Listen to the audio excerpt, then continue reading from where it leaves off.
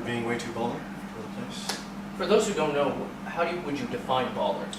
Baller, spelled B-A-L-L-H-E-R. Definition: baller. Listen to Got Money by Lil Wayne and just do everything he does there. Yes. So Lil Wayne is what inspired you to become a baller? No, Shady Salah. Shady Salah. Oh, so we're all in agreement here. Yes. There was one definitive moment when you decided that you were all going to be baller from here on in. We met him, and we were just like, that's it. Change our lives. It seems like there's a bit of Shady Salah in all of you. Yes, there is. Yeah. It's in the middle of his neighbor in Shady Salah. I was in the same room with him in the Kit Kat house, and it was such a privilege. I would wake up screaming in the middle of the night. That was the funniest thing ever. Yeah, nightmares and shit. He legitimately woke up screaming. In the middle of the night. That's not a joke. Yeah. So when does comedy care then? Not a lot. I think as comedians we do a lot of bad stuff most of the year. So we're coming up on Ramadan, so I thought it was a good time for us to to give back and to act like we have souls. Act like we have souls. Act like we have souls. It's not easy. Because comedy is forbidden in Ramadan, so this is our last chance to perform before Ramadan. Is this true? You guys No, get it's not perform? true, but here in Egypt, people say It's hard to get them out for, like, you can do it, and they do come sometimes, but it's hard. Because, like, you eat at what, like 8? And then you're going to tell them what, show starts at 10?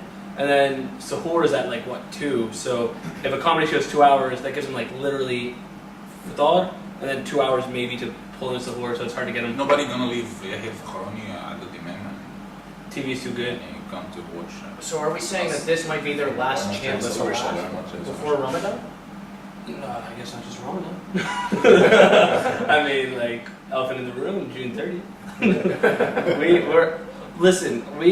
What we did is, as a coalition of comedians, we got literally, would you say, the Brotherhood of Comedy, the muscles from Brussels.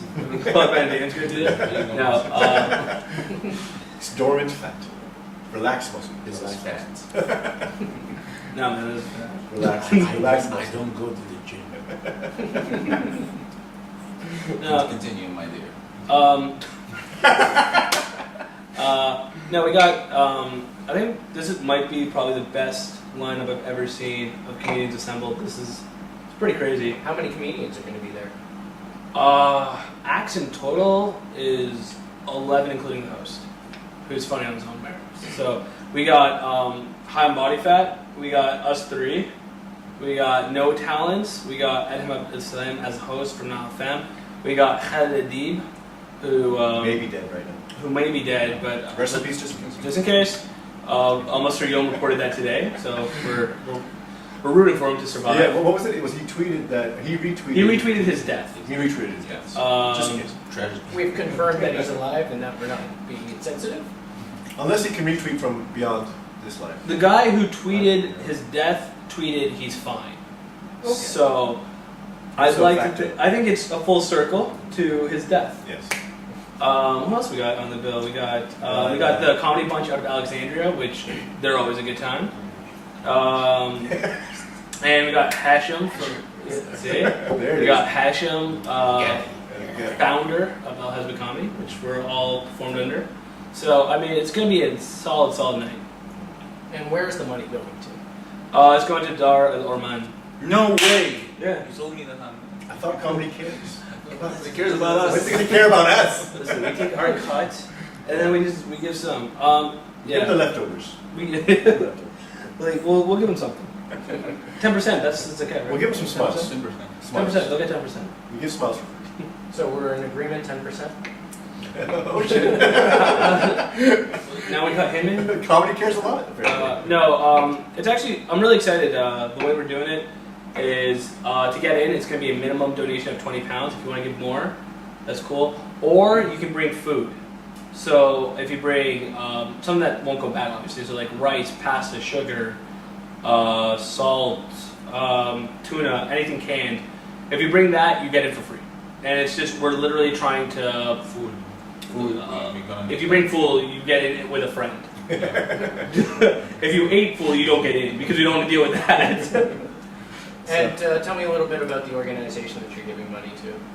Dar Al-Orman, they're one of my more favorite charities here because they do a lot of mini projects. They do stuff with medical assistance. They do stuff with orphanage. They do stuff with shelters. They do stuff with helping fund projects in governance. So it's one of those organizations that does so many things that giving them a big batch of money, we know that at least it's benefiting not just one topic, but several things. That's awesome. It was an idea that was kicking around for a while, and me and Passant, my wife, we were talking about it, and then I called Morgan, and I told him what did he think, and he's like, he cried a little. Cried. A single tear He fell cried. before. And then I called Sudani, and then he cried extra hard. It was like, and it was one of those things where everybody that I called was like, yeah, I'd absolutely do this, and it just became, it kind of grew out of control. Like, Yeah. it got to a point where so many people kept calling that were like, okay, we have way too many comedians. There's the thing about comedy. You feel like you're committed to something, but you don't. I'm going to be what making it fun is of poor yet. people mainly. Yeah, That's going to be my set. There goes my material. So, giving the money back to them, I think, is appropriate. There ever a time where you guys went on stage and you all had jokes that were along the same lines? He steals most of my jokes, and Yeah, we've had this talk. We've had this yeah, talk. I love that. The reason that he did so well in Kit Kat.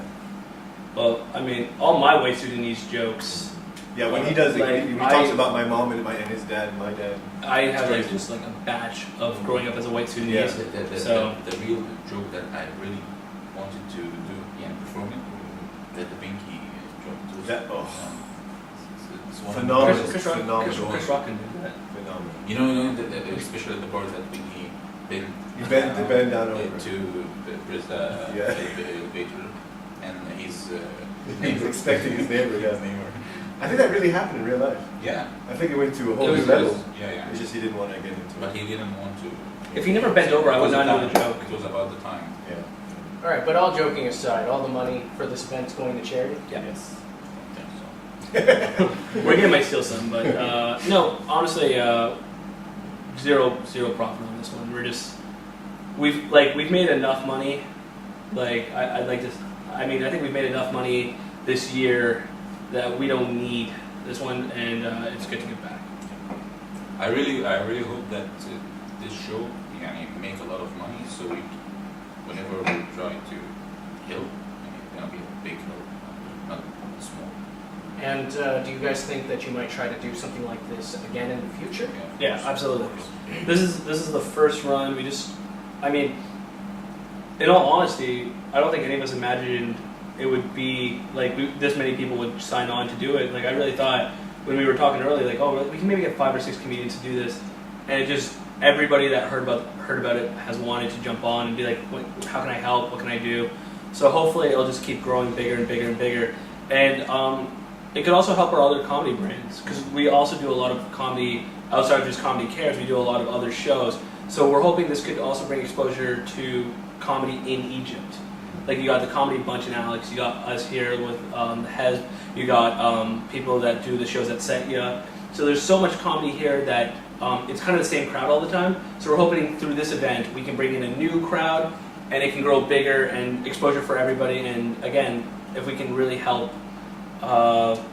give some money to Dar Al-Orman and stuff. Plus, it's such a good feeling when you give money Yeah. to the poor. You know what I mean? When you give back to society, it's really nice. And if we can do this because of jokes, Yeah. if jokes can make money, I mean that's amazing. Really, So if this is a success, you guys may make this something that happens every year, or Yeah, maybe more than once a year.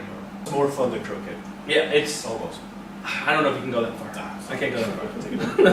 No, this is all my personal favorite comedians in this country in one night. croquet game.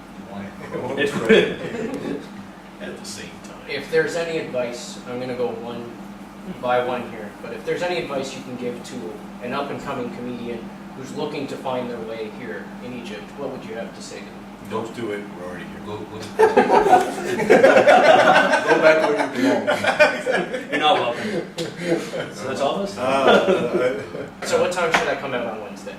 It's going to be 7:30 at MIzan on Road 9. It's next to Mugshot, across from Tootie Maadi near the McDonald's. It's going to be upstairs. Space is limited, so really get there early because it's going to fill up. We have a lot of people coming out. The lineup is finalized. I don't think we'll reveal that just yet because the people come. But let's just say we put some of our big hitters at the beginning, so you want to get there early to experience the show. All right, well, I think what you guys are doing is really great, and hopefully this won't be the first or last time that this happens.